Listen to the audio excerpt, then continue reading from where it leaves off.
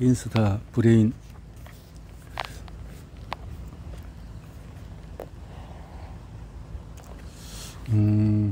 점점 퇴화하는 능력, 자제력. 우리는 이 과자를 안 먹으면 여름에 몸매가 좀 낫겠지라든가, 파티에 가지 말고 집에서 공부하면은 좀 더 좋은 직업을 갖겠지 같은 문제와 씨름한다. 미래에 더 나은 것을 얻기 위해서 눈앞의 보상을 거부하는 능력은 매우 중요하다. 왜냐하면 아이들이 이를 얼마나 잘 하느냐에 따라서 향후 아이들의 삶이 어떻게 전개될지 예측할 수 있기 때문이다. 4세 아이들에게 마시멜로 하나를 준 다음에 먹지 않고 15분을 기다리면 2개를 주겠다고 했을 때, 기다리는데 성공한 아이들은 수십 년 뒤에 대체로 좀 더 높은 교육 수준과 더 나은 직업을 갖는 것으로 확인되었다. 이 마시멜로 실험의 결과는 어릴 때부터 자제력이 형성되며 앞으로 살아가면서 기회를 포착하는 데도 매우 중요하다는 것을 보여준다. 그러나 보상을 늦추는 능력, 저 자제력은 타고나는 게 아니라 우리가 어떤 환경에서 사는지에 영향을 받으며 훈련을 통해서도 기를 수가 있다. 그렇다면 우리의 디지털 생활 방식은 자제력에 어떤 영향을 미칠까? 여러 연구 결과에 따르면 휴대전화를 많이 사용하는 사람은 좀 더 충동적이며 보상을 늦추는 데 어려움을 겪었다.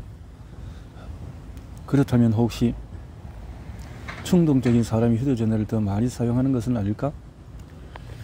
닭이 먼저인지 달걀이 먼저인지 하는 이 끝나지 않는 질문의 답을 찾기 위해 일부 연구자들이 몇 년 전에 실험을 하나 진행했다. 연구진은 휴대전화를 전혀 사용하지 않는 몇몇 사람들에게 스마트폰을 주고 사용하게 했다. 사실 오늘날 휴대전화가 없는 사람을 찾는 것은 거의 불가능하다. 이 실험은 휴대전화를 사용한 이후의 보상을 지연시키는 능력에 영향이 있는지를 살피는 것이 목적이었다. 휴대전화를 사용하고 3개월 후에 1년의 테스트를 진행한 결과 실제로 비실험자들은 보상을 지연시키는 데 어려움을 겪었다. 보상을 지연시키는 능력이 떨어지면 능숙해지는 데 시간이 필요한 일을 배우지 못할 수도 있다. 이러한 전조증 중의 하나가 클래식 악기를 배우는 학생 수가 급감한 것을 꼽을 수가 있다. 한 음악 교사에게 원인이 무엇인지 물어보자 아이들이 즉각적인 보상에 너무 익숙하여 잘 못할 경우에 금세 포기해 버린다는 것이다.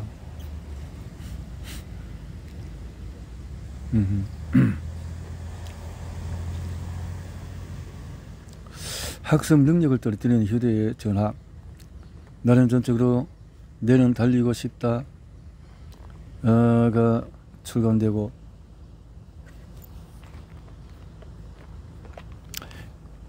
난 이후 1, 2주 뒤에 한 고등학교에서 교장에게 강연을 부탁하는 메일을 받았다.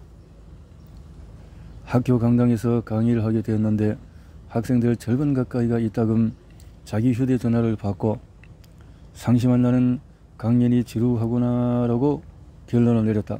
그러나 교장은 전혀 아닙니다. 오히려 그 반대예요. 아이들이 그렇게 관심을 보인 게 진짜 오랜만이었습니다 라고 고무적으로 말했다. 내가 절반이 휴대전화를 보던데요 라고 묻자 네 물론 그랬죠. 그러니까 평소에 교실에서 너는 어떨지 상상이 가실 겁니다. 애들이 모두 휴대전화를 보고 있어서 교사들이 수업에 집중하는 데 상당한 어려움을 겪고 있습니다. 전에 근무하던 초등학교에서는 쉬는 시간에 밖에 나가서 노는 아이들이 한 명도 없었다니까요. 앉아서 휴대전화만 보느라고 말이죠. 집으로 돌아오는 길에 나는 수업 시간에 휴대전화를 붙들고 있는 교장의 말을 곱씹어 보았다. 과학은 우리 역사 선생님이었다면 학교에 개인 보이를 들고 오는 것을 용납하지 않았을 텐데 우리 수학 선생님도 내가 학교에서 휴대용 TV로 영화를 봤다면 가만두지 않았을 것이다.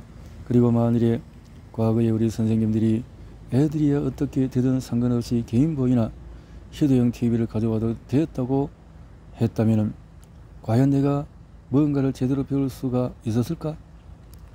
오늘날 학교 수업 시간에 휴대전화 사용을 원칙적으로 금지하고 있다. 나는 개인적으로 당연한 조치라고 생각하지만 아직 논란의 여지가 남아있는 것이 문제다.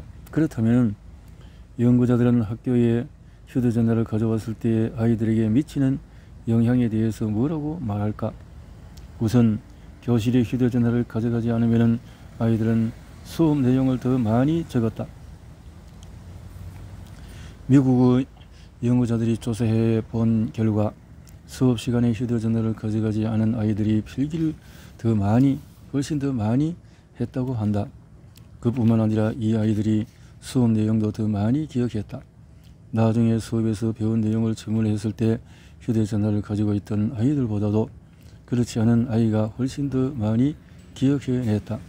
심지어 읽을 때도 종이를 사용하는 것이 더 중요할지도 모르겠다. 노르웨이에서 중학생들을 대상으로 연구를 진행했는데 절반은 종이책으로 읽고 나머지 절반은 이북 리더기로 소설을 읽도록 지시했다. 결과에 따르면 종이로 소설을 읽은 학생들이 내용을 더 잘 기억했다. 모두가 같은 내용을 읽었는데도 말이다. 특히 종이책으로 읽은 학생들은 서사의 진행 순서를 더 잘 기억했다. 한 가지 가능한 설명은 우리와 내가 이메일, 문자, 상태 업데이트 등을 통해서 디지털 기기에서 끊임없이 보상을 받는 데 익숙하여 그런 내용에 온전히 집중하지 못한다는 것이다. 내는 책을 읽기 위해서 글에 집중하기보다 휴대전화를 무시하는 데 더 많은 신경을 쏟아야 하고 그 결과 학습 능력이 떨어지게 되는 것이다.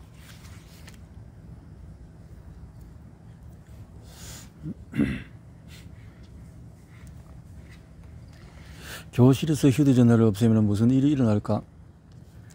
손으로 직접 쓰는 것이 학습에 도움이 된다면 당연히 교실 밖에 휴대전화를 두고 와야 할 것이다.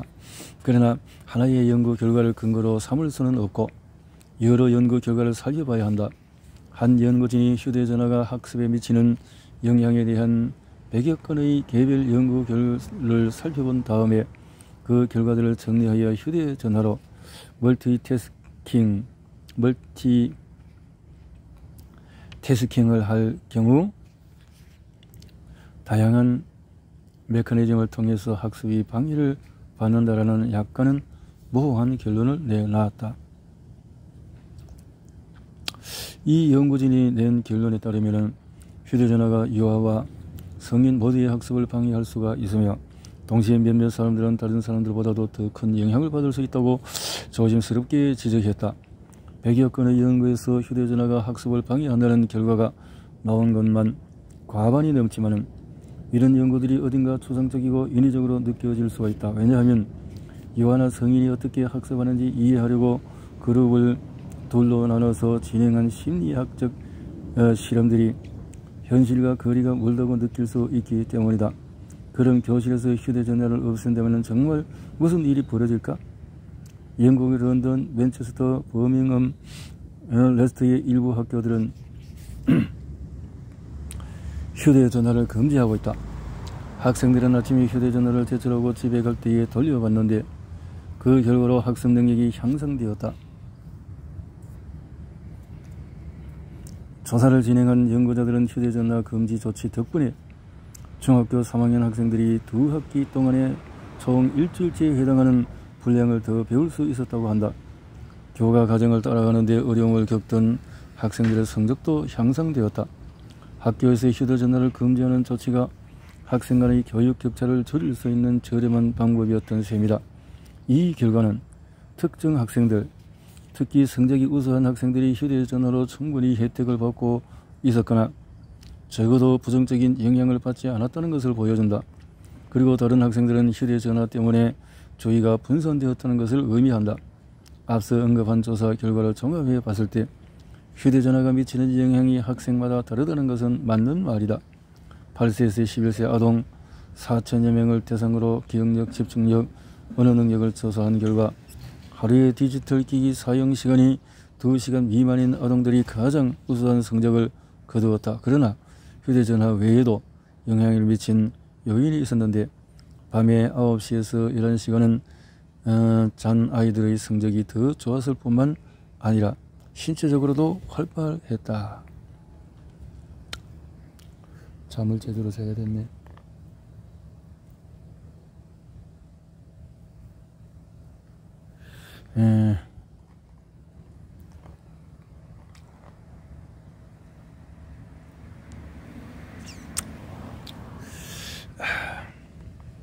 디스플레이 사용 제한으로 정확히 어떤 효과를 거두었는지, 충분히 잠을 자거나 신체 활동이 활발한 것이 얼마나 영향을 미쳤는지 판단할 수가 없다. 심지어 수면장애나 가만히 앉아있는 식으로 신체 활동량이 적은 것은 휴대전화의 간접적인 영향일 수도 있다. 휴대전화는 우리가 덜 차고 더 가만히 앉아있게 만드니 말이다. 연구자들의 결론은 간단했다. 아이들이 최대한의 역량을 발휘하려면 하루에 최소 1시간은 몸을 움직여야 하고 9시간, 11시간을 자야 하며 휴대전화 사용은 하루에 최대 2시간으로 제한해야 한다. 수면시간 활동량 디스플레이 제한에 대한 이러한 권고사항은 따르는 게 불가능해 보이지 않는다. 그러나 얼마나 많은 아이들이 실제로 이렇게 생활하고 있을까? 단 5% 뿐이다. 심각하네요. 단 5%만이.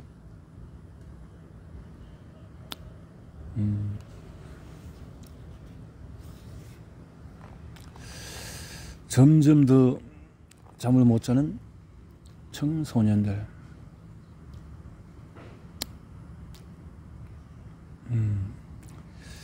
앞서 보았듯이 우리는 점점 더 잠을 못 자고 있으며 특히 젊은 층에서 이러한 현상이 두드러지고 있다.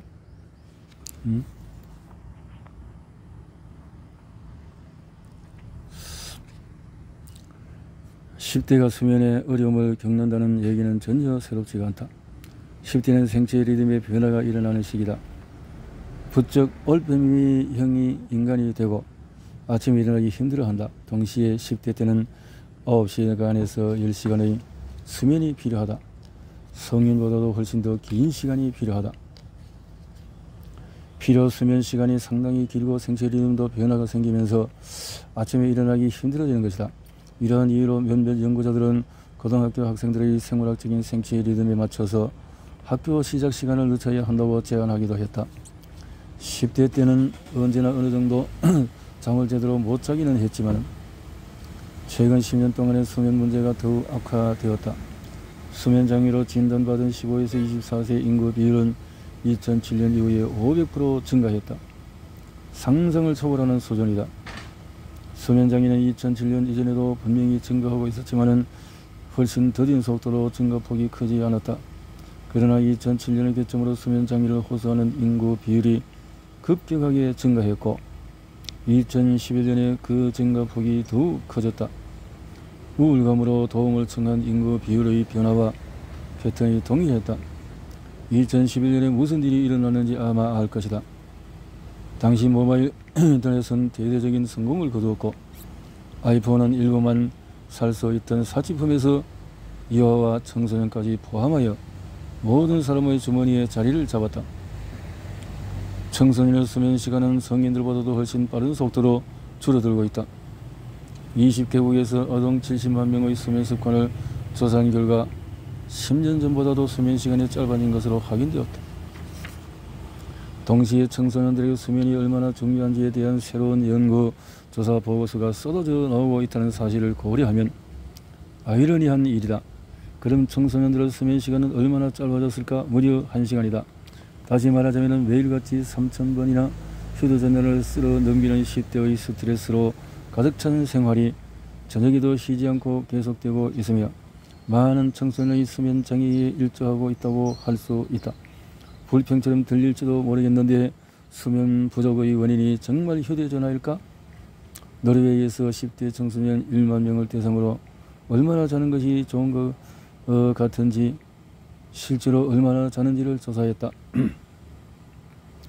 더 나아가 태블릿, 휴대전화, 컴퓨터를 얼마나 사용하며 TV를 얼마나 시청하는지도 조사했다. 결과는 성인과 정확히 똑같은 패턴을 보였다.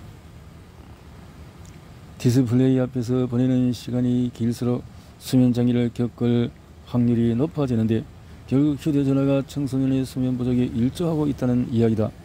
영국에서는 11세에서 18세 사이의 모든 유아 및 청소년의 절반이 한밤중에도 휴대전화를 몇 번씩 들여본다고 대답했다. 10명 중에 1명은 최소의 10번은 본다고 답했다. 그리고 이들은 한밤중에 휴대전화를 보는 행동이 미치는 영향에 대해서도 알고 있었다. 70%가량의 그런 행동이 학업에 영향을 줄 수 있다고 답한 것이다. 수면장애의 증가는 특히 여자아이들에게서 두드러졌는데 여자아이들이 남자아이들보다도 SNS에 들이는 시간이 많다는 게 이 요정의 하나인 것 같다. 이는 상당히 연관성이 있다. 여자아이들은 SNS 피드를 놓치지 않기 위해서 항상 접속 상태를 유지하려고 한다.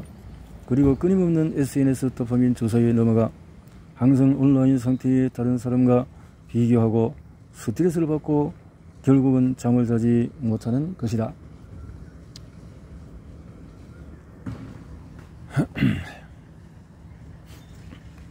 휴대전화를 오래 볼수록 불행해지는 사람들, 정신건강 전문의와 상담을 하거나 향정신성 의약품을 투약하는 12에서 17세 비율이 지난 10년 동안에 100% 증가했다고 한다. 나는 이런 글을 읽을 때마다 내가 지금 10대가 아니어서 얼마나 다행이냐라는 생각이 든다. 지난 10년 동안 불안과 우울감이 가장 큰 폭으로 증가했고 특히 젊은 여성들의 비율이 가장 높은 것으로 나타났다.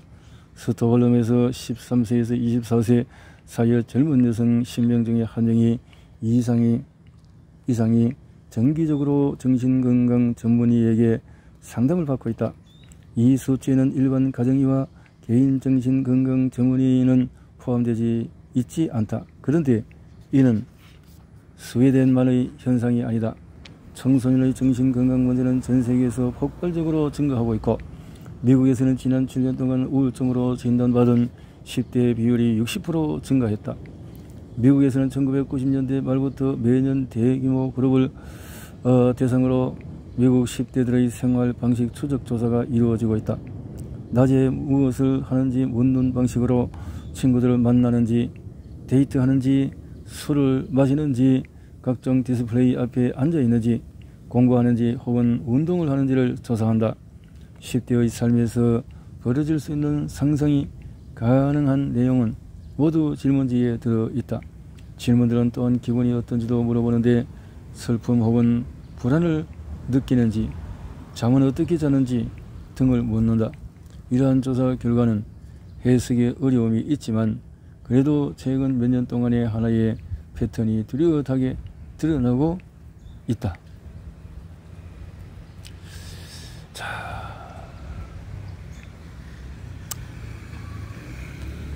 10대가 디스플레이 앞에서 보내는 시간이 많을수록 우울감 등의 문제가 더욱 커진 것이다.